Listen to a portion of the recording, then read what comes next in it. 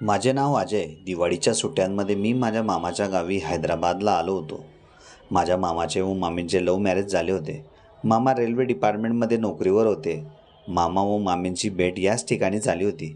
आता सकाळचे 8 वाजले होते. मलाही कंटाळा येत होता म्हणून मी पलंगावर लोळून इकडे तिकडेच पाहत आपला टाईमपास करत होतो. तेवढ्यातच माझं लक्ष मामा व मामींकडे गेले, कारण ते दोघं एकाच वेळेस बाथरूममध्ये गेले आणि 15-20 मिनिटांनंतर मामी ज्या अवस्थेत बाथरूममध्ये गेली होती त्याच अवस्थेत बाहेरही आली होती.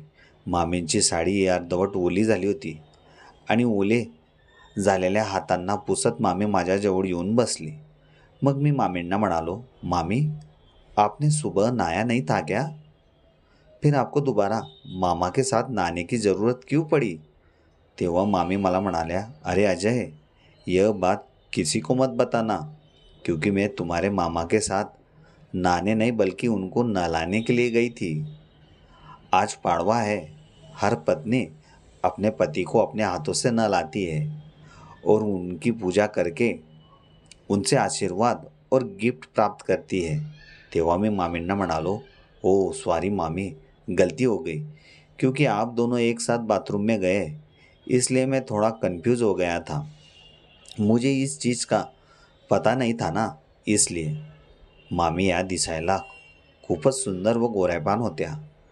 जणू एखाद्या कापसाला पिंजून ठेवल्यानंतर तो कसा नाजूक व पांढरा शुभ्र दिसतो त्याप्रमाणे मामी दिसायच्या. या वर्षी मी मामांकडे एकटाच आलो होतो. थोड्याच वेळात मामाही आंघोळ करून व फ्रेश होऊन बाथरूममधून बाहेर आले आणि त्याच वेळेस मामी या पूजेचे ताट हातात घेऊन मामांना ओवाळण्यासाठी पुढच्या हॉलमध्ये आल्या. आज मामांची ड्युटी सुरू होणार होती. 2-3 दिवसापासनं त्यांना दिवाळीची सुट्टी असल्यामुळे ते घरीच होते, म्हणून त्यांना खूपच घाई होती. लवकरात लवकर मामींनी मामांना ओवाळले आणि गिफ्ट म्हणून मामाने मामींना 1000 रुपये आणि एक पैठणी साडी दिली. त्यानंतर मामा ड्युटीसाठी निघून गेले. मग संध्याकाळच्या वेळेस मी व मामींनी मिळून सोबतच दिवे पेटवायला सुरुवात केली. तेव्हा मी मामींना म्हणालो, मामी, अभी दिवाली तो ख़त्म हो गई है, फिर इतने सारे दिए लगाने का क्या मतलब? खाली पूजा घर में ही हमने 4-5 दिए लगाने चाहिए थे. तेव्हा मामी मला म्हणाली, जब तक तुलसी विवाह नहीं हो जाता तब तक मैं अपने घर के बाहर और अंदर इतने ही दिए लगाती हूँ, क्योंकि शास्त्रों में माना जाता है की दिवाळी तब तक मनाई जानी चाहिए. मामींनी यावेळेस सुंदर नेटची साडी घातली होती आणि डोक्यात छानसा गजरा लावला होता. त्यामुळे मामी खूपच सुंदर दिसत होती. मग आम्ही दोघांनी मिळून दिवे लावायला सुरुवात केली. दिवे लावतेवेळी माझे लक्ष अचानक मामींकडे गेले आणि त्याच वेळेस मामींच्या साडीचा पदर अचानक खांद्यावरून खाली निसटला आणि मग त्यांच्या खांद्यावर आलेल्या त्या लाल पट्ट्यांनी माझं लक्ष त्यांच्याकडे केंद्रित केले. अजूनही मामींनी त्यांची साडी व्यवस्थित केली नव्हती. ते दृश्य इतकं आनंदित आणि मनमोहक वाटत होतं की त्या ठिकाणी सकाळपर्यंत असंच पाहत राहावे असे माझ्या मनाला वाटू लागले होते. काही वेळाने मामींचे दिवे ठेवून झाल्यानंतर त्यांनी आपल्या साडीचा पदर व्यवस्थित केला आणि त्या मला म्हणाल्या, अजय, तुम किचन वाली बालकनी में कुछ दिए रखकर आ जाओ, तब तक मैं घर के अंदर दिए रखती हूँ. मामींवर खरंच ती नेटची साडी खूपच सुंदर दिसत होती आणि त्या नेटच्या साडीचा बाहेरच्या बाजूनेच मी मामींच्या त्याच ठिकाणी पाहून ते दृश्य परत आठवू लागलो होतो. आता मामांची यायची वेळ झाली होती. मामा सकाळी 9 वाजेला गेल्यानंतर रात्री 8 वाजेलाच घरी येत होते.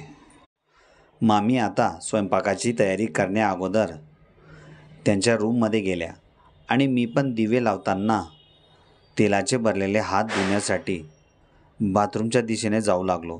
त्याच वेळेस माझं लक्ष मामींच्या बेडरूमकडे गेले. यावेळेस मामी अक्षरशः आपल्या अंगावरील साडी काढून गाऊन घालत होत्या.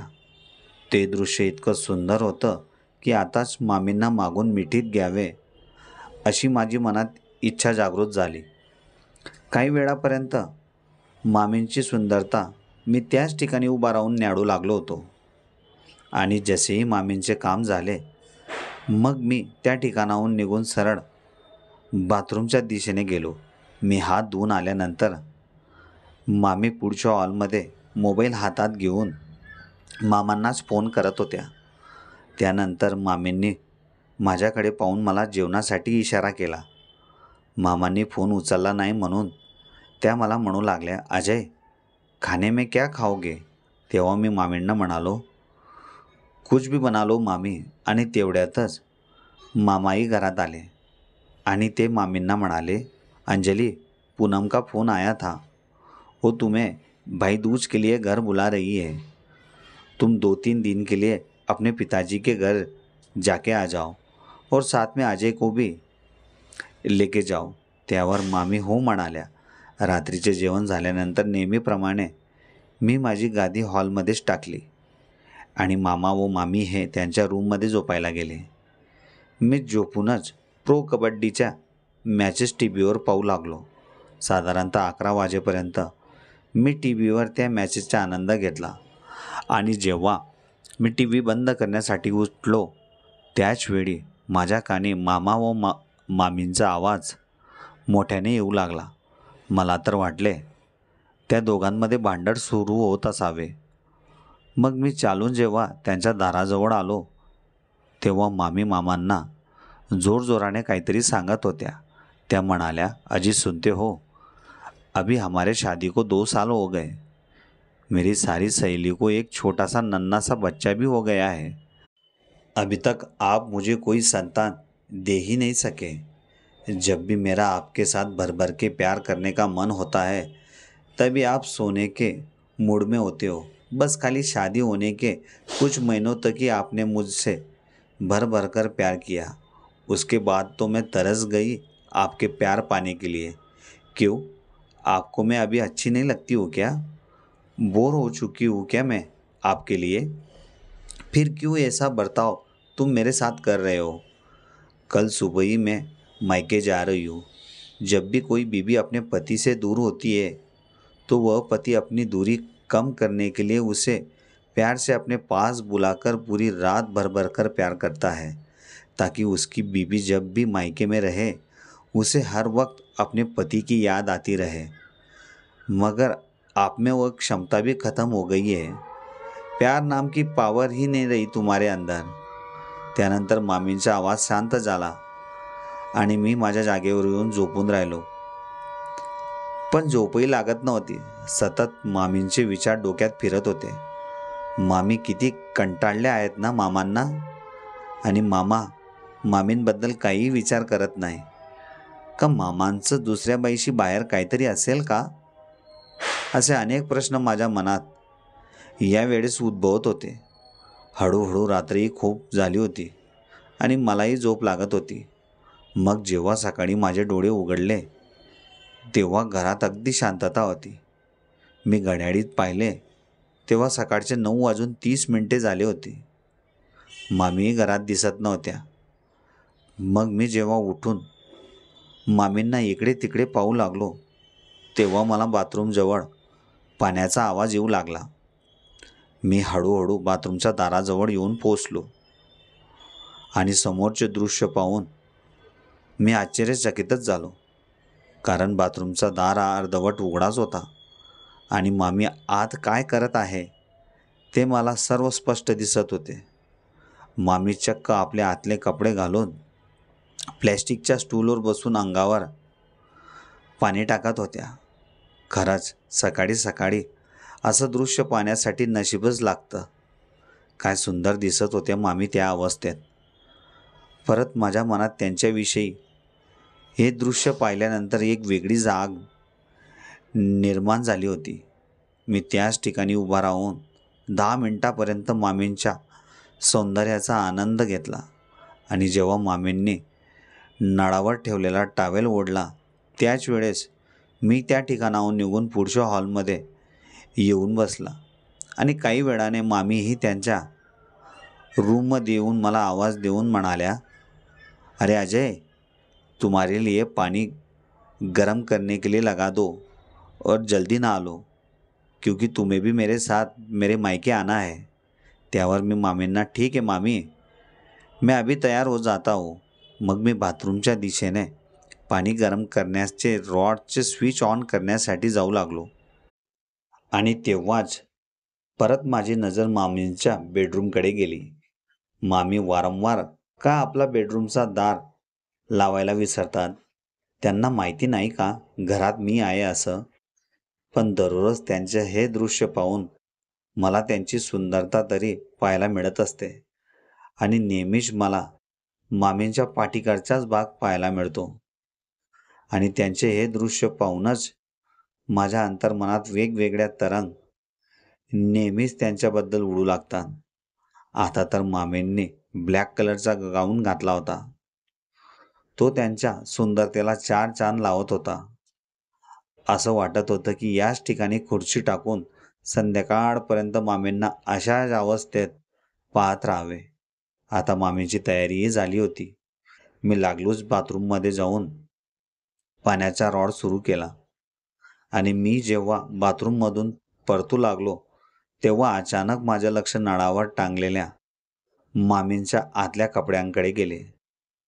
ते कपडे वेगळ्या स्टाईलमध्येच मला दिसत होते, कारण त्यावर एक स्माइली करणाऱ्या कार्टूनचे चित्र होते. ते चित्र अशा ठिकाणी होते ते मी तुम्हाला सांगूही शकत नव्हतो. मी त्यांच्याकडे एकटक नजरेनेच पाहत राहिलो. आणि तेवढ्यातच माझ्या आंघोळीचं पाणीही गरम झालं.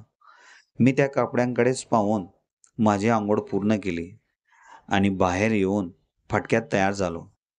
मग मी मामींना म्हणालो, मामी, कितने बजे तक हमें निकलना है और कितने दिन तक वहाँ हमें रहना भी है? तेव्हा मामी मला म्हणाल्या, अजय, 2 दिन के लिए हम जा रहे हैं और अभी 1 घंटे के बाद हम निकलेंगे. तो मामी, मामा को चाबी कैसे देंगे? तेव्हा मामी म्हणाल्या, तुम्हारे मामा के पास ऑलरेडी घर की एक चाबी है.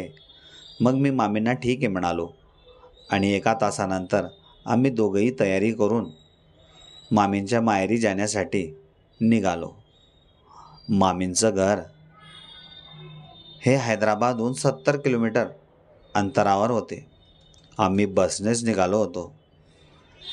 इकडचे लोक आणि वातावरण फारच सुंदर होतं. ऑक्टोबर महिना सुरू असूनही या ठिकाणी अवकाळी पाऊस सुरू होता. बसमध्ये मामी माझ्या शेजारी बसल्या होत्या. जसजशी गाडी रोडावर धावत होती तसतशी मामींच्या खांद्याचा स्पर्श माझ्या खांद्याला होऊ लागला होता. मामींना हळूहळू आता झोप लागली होती.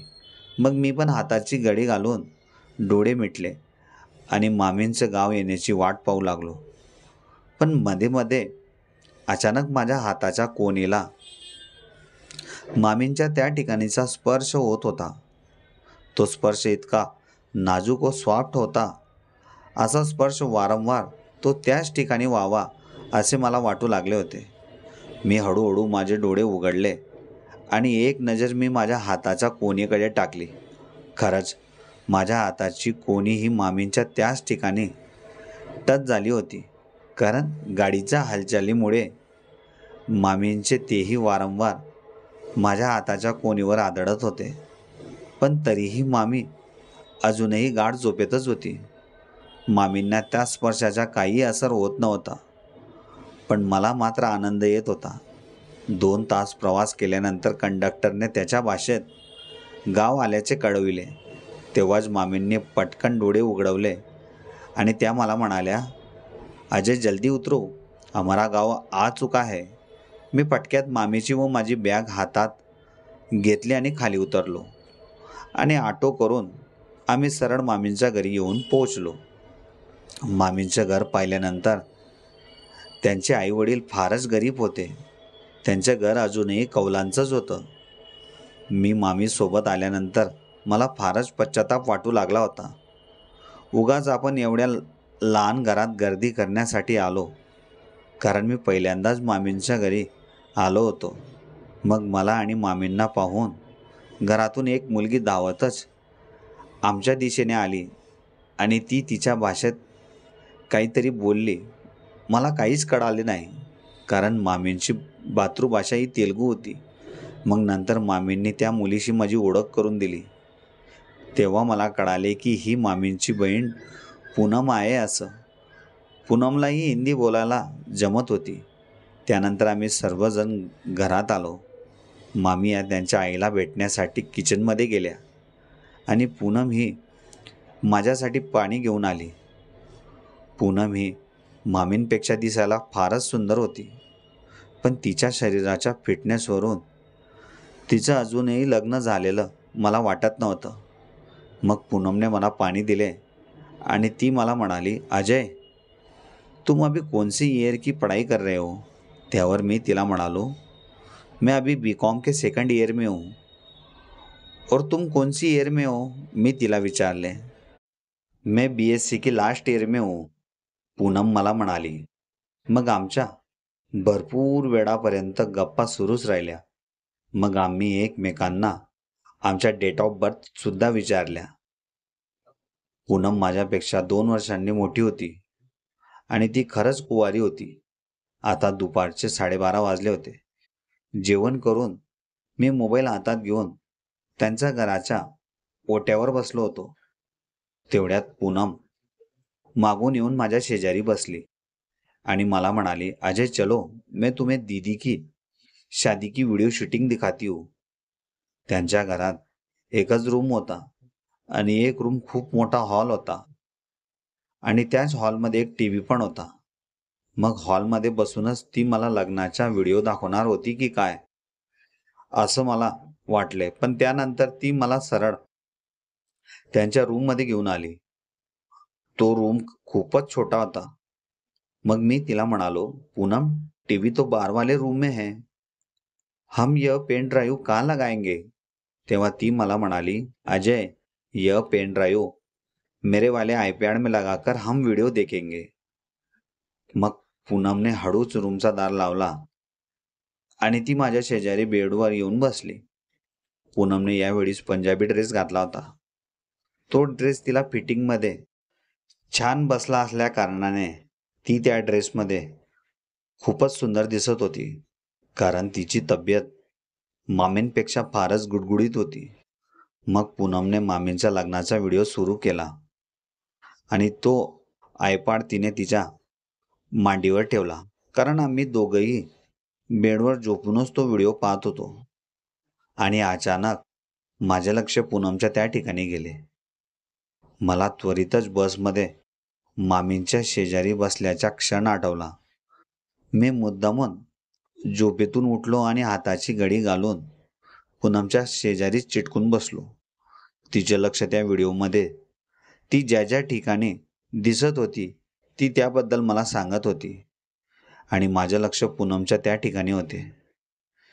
केव्हा मी माझ्या हाताची कोणी त्या ठिकाणी टिकू याचाच विचार मी करत होतो. अर्धा तास आम्ही दोघांनी मिळून व्हिडिओचा आनंद घेतला आणि तेवढ्यातच तिच्या मोबाईलवर कोणाचा तरी फोन आला. तिने आयपॉड माझ्या हातात ठेवला आणि ती सरळ खिडकीजवळ जाऊन तेलुगू भाषेत बोलू लागली. ते बोलत असतानाही वारंवार ती आपल्या शरीरावर हात फिरवूनच बोलत होती. आणि पूनमच्या फोनवर थोडा वेळ बोलून झाल्यानंतर ती जेव्हा मागे वळाली त्याच वेळेस मामींसारख्या तिच्याही काळ्या पट्ट्या खांद्यावर तिच्या ड्रेसमधून बाहेर आलेल्या दिसत होत्या. त्या पट्ट्यांमुळे तिची सुंदरता अधिकच खिलून दिसत होती. मग ती त्याच अवस्थेत माझ्या शेजारी येऊन बसली आणि माझ्या हातात असलेला आयपॉड मी तिच्या हातात दिला. 2 तासापर्यंत आम्ही पूर्ण लग्नाचा व्हिडिओ त्याच आयपॉडमध्ये पाहिली आणि मी त्याच बेडवर झोपलो. मग पूनम ही बाहेर मामींजवळ गप्पा गोष्टी करण्यासाठी निघून गेली. आता संध्याकाळचे 7 वाजले होते. मला तर या ठिकाणी खूपच बोर होत होते. पण पूनम असल्या कारणाने थोडी एन्जॉयमेंट वाटत होती. मी परत मोबाईल हातात घेऊन ओट्यावर येऊन बसलो आणि तेवढ्यातच पूनमही माझ्या शेजारी येऊन बसली आणि त्याच वेळेस मामांचा व्हिडिओ कॉल पूनमच्या मोबाईलवर आला. ती मामांशी तेलुगू भाषेतच बोलत होती. मग मी पूनमला तिचे फोनवर बोलून झाल्यानंतर विचारले, पूनम, दोपहर को जब तुम्हारे मोबाईल पर फोन आया था वो किसका था? तेव्हा ती लागलीच मला म्हणाली, उस टाइम पे भी जीजाजी का ही फोन था, मगर मामा को तो तेलुगु बोलना नहीं आता, फिर उन्होंने कहाँ से सीखा? तेव्हा पूनम मला सांगू लागली, अरे अजय, अभी जीजाजी को हैदराबाद आए हुए काफ़ी साल हो गए हैं, और वो जहाँ काम करते हैं वहाँ भी लोकल आदमी बहुत है, और उनमें से कुछ लोगों को हिंदी बोलनी आती है, बाकी सब लोग तेलुगु में ही बात करते हैं. मग मला आता समजायला लागले की मामींचं आणि मामांचं भांडण रात्रीच्या वेळेस का होत होते. माझे मामा पूनमच्या प्रेमात पडल्यामुळे त्याला मामीत काही इंटरेस्ट नाहीये. आता रात्रीचे 10 वाजले होते. मामी आणि त्यांची आई रूममध्ये झोपल्या होत्या आणि मी, पूनम व तिचे वडील आम्ही हॉलमध्ये झोपलो होतो. पूनमचे वडील शेती काम करायचे. ते स्वभावाने खूपच शांत व गरीब वाटत होते. दुपारी झोप झाल्यामुळे मलाही झोप लागत नव्हती. आता रात्रीचे 11 वाजले होते. पूनम आणि तिचे वडील अगदी गाढ झोपेत होते, पण मी मोबाईल पाहत असल्यामुळे त्याचा उजेड त्या दोघांच्या चेहऱ्यावर पडत होता. आपल्यामुळे दुसऱ्याची झोप डिस्टर्ब व्हायला नको म्हणून मी मोबाईलचा डिस्प्ले ऑफ करून साईडला ठेवला आणि झोपण्याचा प्रयत्न करू लागलो. पण 15-20 मिनिटांनंतर अचानक पूनमचा मोबाईल वाजला. त्यावरही व्हिडिओ कॉलच आला होता आणि तो 100% मामांचाच असावा याची मला खात्री होती. मग पूनमने तो फोन उचलला आणि ती सरळ बाथरूमच्या दिशेने जाऊ लागली. मी जागी असल्यामुळे माझं पूर्ण लक्ष तिच्यावरच होते. पण ती बाथरूममध्ये न जाता सरळ किचनमध्ये गेली आणि त्या ठिकाणी ती लाईट ऑन न करता फोनवरच बोलत राहिली. हळूहळू मी पण तिच्या मागे जाऊन किचनच्या भिंतीच्या आडोशाला लपवून राहिला आणि तिच्यावर नजर ठेवून होतो. आणि जेव्हा मी तिचे समोरचे दृश्य पाहिले तेव्हा माझ्या पायाखालची जमीनच हादरली. कारण पूनम मामासोबत व्हिडिओ कॉलमध्ये असं काही करत होती. त्यामुळे माझ्या मनात ते पाहून एक वेगळी जाग निर्माण झाली. जर हे मामींना कळालं तर मामांची खेरच नाही. पूनम आणि मामा एका तासापर्यंत व्हिडिओ कॉलवरच बोलत राहिले आणि जेव्हा पूनमला शांत वाटायला लागलं तेव्हा तिने फोन कट केला आणि जसं ती किचनमधून बाहेर यायला लागली त्याच वेळेस मी जवळच्या बाथरूममध्ये गेलो. म्हणजे तिला कळायला नको की तिच्या पाठीमागे तिला मी पाहत होतो.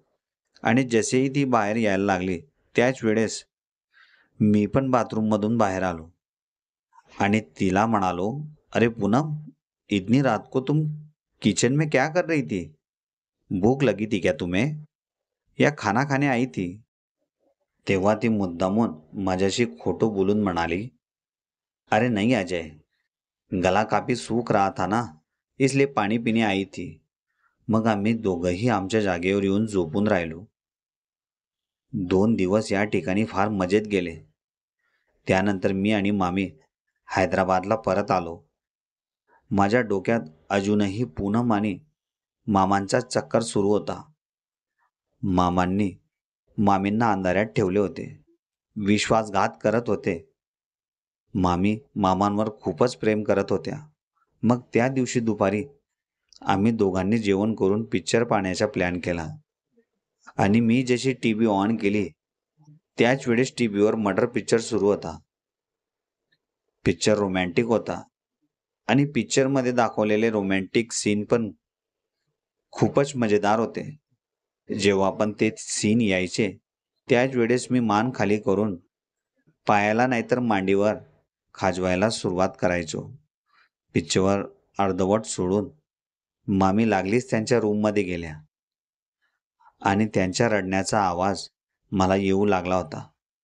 मी पण टीव्ही बंद करून मामींना आवाज देत त्यांच्या रूमपर्यंत आलो आणि त्यांना म्हणालो, क्या हुआ मामी, आपके घर वालों की याद आ रही क्या आपको?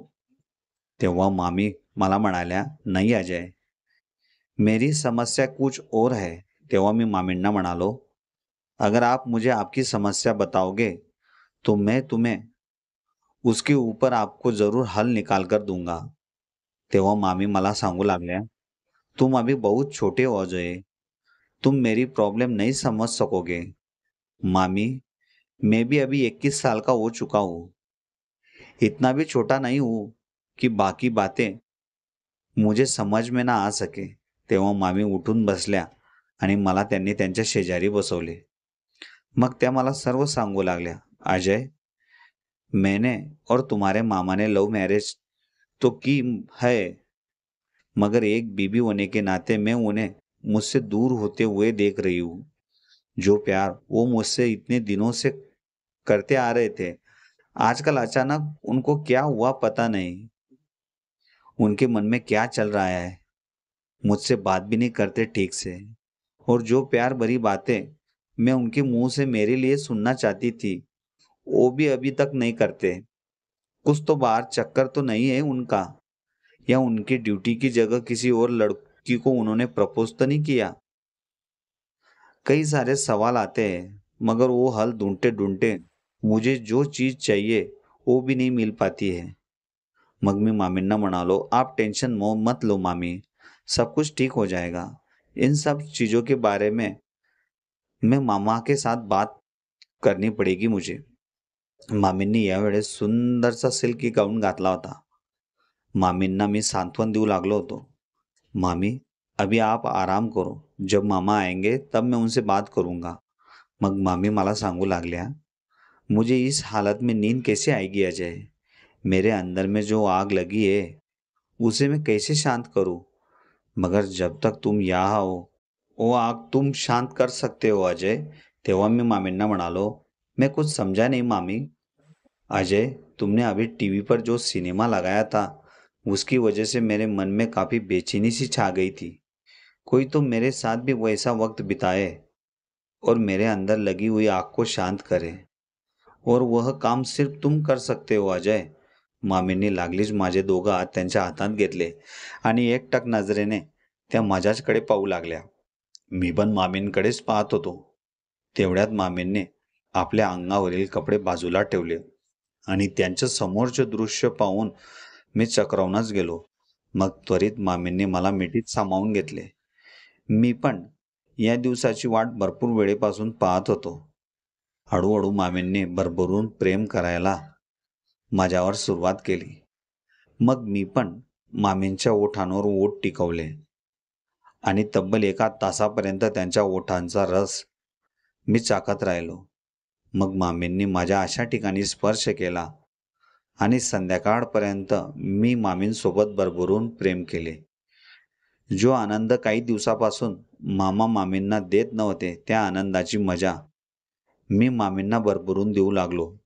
जोपर्यंत मी त्या ठिकाणी होतो तोपर्यंत सकाळ संध्याकाळ, म्हणजे जोपर्यंत मामा ड्युटीवरून येत नाही तोपर्यंत मी मामींसोबत भरभरून प्रेम करायचो.